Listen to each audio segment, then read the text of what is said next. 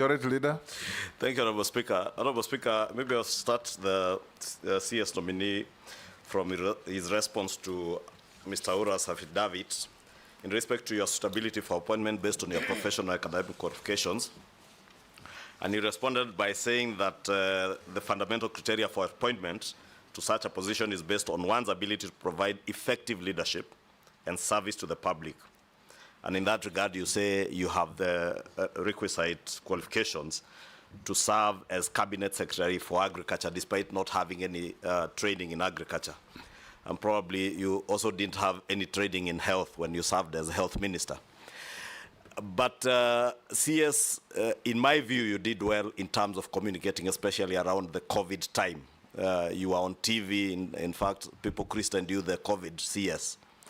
I would want to hear what exactly you intend to do, because again, in my view, we have had a communication problem, and more so in the State Department for Livestock and also the State Department for Agriculture.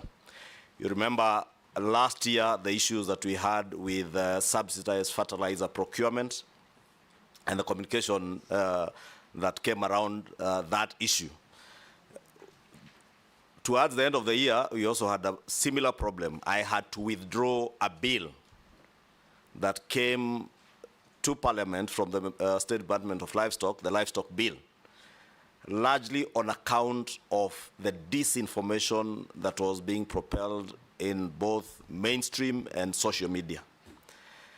And this bill is anchored on policies that are espoused by the government through the ministry. I would want to hear what you intend to do now as Cabinet Secretary. One, to provide that effective leadership within the ministry, to communicate effectively to the public what is contained in the bills that you will bring to Parliament, because Parliament tends, and in this case, my office of the Leader of Majority, we tend to take the flak from everybody, believing that all legislation that comes from government is authored by parliamentarians and the office of the Leader of Majority. So I want to hear first what you intend to do to ensure that there is effective leadership in terms of communication. And as I said, in my view, you have done well in your previous postings, whether it was in ICT or in health. To CS, I've also noted from your CV and the documents that have been submitted, as Cabinet Secretary in the past, you have served for 2 years in all the ministries you have served. Is it coincidence or fate? Because you are CS Health for 2 years, you are CS ICT again for 2 years. Are you going to be CS Livestock Agriculture for 2 years since you are being appointed in 2025? I don't know whether it's fate or by design. Lastly, you have spoken at length on the nexus between farming and the profit and loss for the farmer, and what you would want to see in the ministry. We have also heard from government, especially from the president, that we have now, as a country, fixed our production side. I would want to hear, and again, based on your training as a student of commerce, what exactly do you intend to do to ensure that there is a proper nexus between the productivity that we are saying we have increased, whether it's sugar, whether it's maize, whether it's rice. How do you link that to markets? And bearing in mind that coffee, the coffee you are speaking about drying in your younger years, most of the marketing is on the Ministry of Agriculture. It's in our State Department, in cooperatives, I think. Whether it is milk, again, you produce, the marketing is with someone else. Coffee you produce, tea you produce, marketing is done by someone else. How are you going to create that nexus to ensure that also the country benefits from your experience as a marketer and as a student of commerce to make farming profitable, not just for future farmers, but even for our current farmers, many of who probably are not as tech savvy as the younger generation. And I would really want, I was looking to hear when you spoke about the P&L, how you intend to get that nexus between the good productivity that we now have to making profits for farmers to make it profitable, because that's the only way you'll be able to sustain. This sector has been riddled by cartels, whether it is in the tea sector, coffee sector, milk sector, there are cartels all over. And we have seen in the past people come into this office, very good-looking people like yourself, with very good intentions, but they get swallowed by the cartels. Thank you. How do you intend to protect yourself from being swallowed by these coffee cartels, tea cartels, milk cartels? Brevity. Mr. Chairman, you'll agree that there is quite a bit to respond to here, but I'll try and be as brief as I can. Yes. Thank you very much, Mheshimiwa. Let me start with the issue of communication, because I think that is what you laid emphasis on. I think the first thing to remember is that in my capacity, if I'm approved by this committee, in my capacity as a cabinet secretary, I am simply a cog. I'm simply part of a cog of people and stakeholders that must be involved in the decision-making processes that you have referred to. You can't be part of a cog. You can be a cog in a wheel. Yes. Yes. Indeed. Yes. Indeed, Mr. Chairman. One of the cogs. That is what I am. And Mr. Chairman, the long and short of it is the following, that it is not possible to make progress in that area unless we work together with the stakeholders. We have got to have a consultative approach to these things. Cows belong to individuals. Maize in chambers belong to individuals. They don't belong to the government. You know, coffee in coffee farms belong to individuals. So any decision that we make has got to be made with those individuals who are the owners of the of whatever products and commodities that we are going to be discussing. That's number one. Number two is that they are experts in these areas. They are also experts who have been trained to make decisions in those areas. And I'll tie that up with what you said about COVID. The issues of COVID, which I'll come to on its own at some point if the chairman will allow.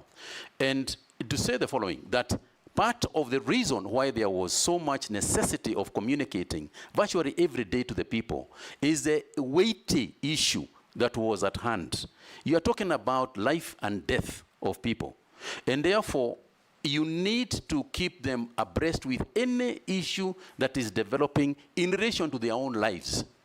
Because that is what it came down to. Similar, and that's why we had a press conference virtually every day, whether it was made by myself or other players, or other ministry officials. It was determined, we determined that that is the way we were going to handle communication to them. Now, to do so, we got the right information from the people who are technically qualified to give that information. We had epidemiologists, you know, led by one Professor Anzara, who informed us about the right thing to tell people and the information that people need in order for them to make their own decisions. So the first thing is that we have got to be consultative. We have got to make people, we have got to consult people. We have got to consult the owners. We have got to, the owners of agriculture. We have got to consider the experts of agriculture so that as we make progress, we move together. We work together. If you take an example, and I mentioned coffee, even sugar. You know, you cannot make decisions about sugar unless we involve the person who is actually going out there growing sugar, you know, on day-to-day basis. The sugar actually belongs to him. And there is also obviously consultations with the other bodies, for example, this organization, you know, the National Assembly and the Senate. There are institutions that are involved in what we are doing at the ministry. And you will remember, Mr. Chairman, that agriculture is essentially a devolved function. In Schedule 4 of the Constitution, there are the areas that are supposed to be handled by the county governments, and it divides it into areas that are also supposed to be handled by the national government. So we have to involve the stakeholders who are going to be largely, and to a large extent, the county governments. So in terms of communication, I want to be clear that we are going to establish a very robust, you know, communication system that is going to be both in mainstream media as well as social media.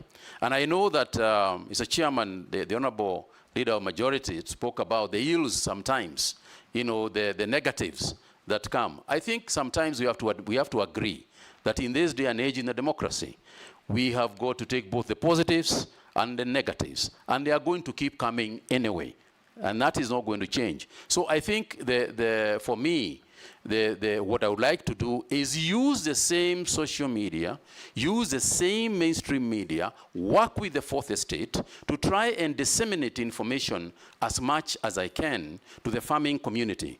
And it won't be the first time, because during the period you have referred to, during the COVID period, part of the key players in terms of dissemination of information and the buy-in to the activities of government was actually members of the fourth estate.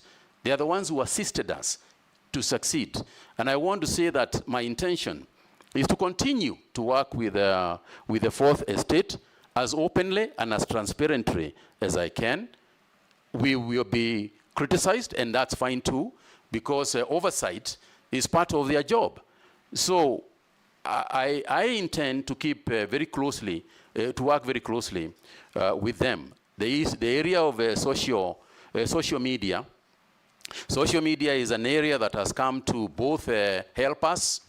It helps us a great deal. There is also the negativity in the social media.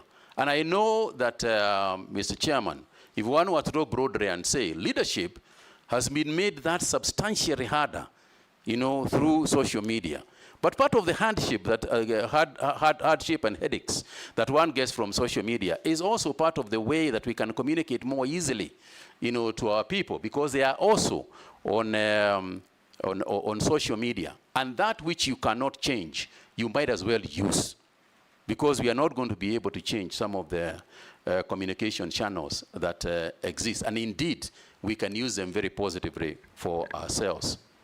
Mr. Chairman, there was a nexus that the Honorable Leader of the Majority wanted me to explain, and that's the issue of the PLL and the production capacity that has clearly increased. It's a fantastic example of what I'm talking about. The reason why the production has increased is twofold. One is because of the good climates that we have fortunately experienced. But two, and to a large extent, is also subsidized fertilizers. It's part of the reason why this increase has come in almost all products, both cash crop and as well as food crops. There has been an increase. Now, when you increase production, and you are able to save on post-harvest challenges, it means that the farmer gets this bigger quantity that he has got. But the market is huge. The market for these products is not just here. The market for both livestock as well as crops is both in Kenya and external. Information about the markets is what has largely been missing. And part of this is also the deployment of technology. Because now, with a mobile app, you are able to tell where tomatoes have got better prices instantly. But this information is around somewhere, you know, floating somewhere in the market. It's our responsibility as ministry to make sure that that information is available. You also alluded to the issue of the fact that the marketing aspect of most of those cash crops, the boards and everything, is in the Ministry of Cooperatives. That's fine too, because we work in a collective area. We have collective responsibility. Every ministry in government will automatically have to relate with another ministry in government. And it is not just the Ministry of Cooperatives that we have got to work with. We have got to work with the Ministry of Energy, for example. Right now we are waiting for the Ministry of Energy to connect to Kenani, to the Kenani leather park that the ministry is establishing. We are waiting for the Ministry of Water, you know, to also connect water. So we will have to work collectively. We have to work together. Again, coming back to the example that you gave, if you look at the management of COVID-19, it was a whole government approach, whereas the central ministry was the Ministry of Health. The activities that were happening, keeping law and order, you know, the Ministry of Health does not have any askaris. That is Interior that was assisting us in keeping order. The Ministry of Health does not have, is not in charge of matatus and so on. Yet, we are to contain, even containment measures included the transport sector. So we have to work with the CS for transport. Education is not part of health, but it was a huge, huge part of the activities on the Ministry of Health during the COVID period. That too simply illustrates that you need to work collectively with other ministries, and that forms part of collective responsibility. Yes. Jeanette?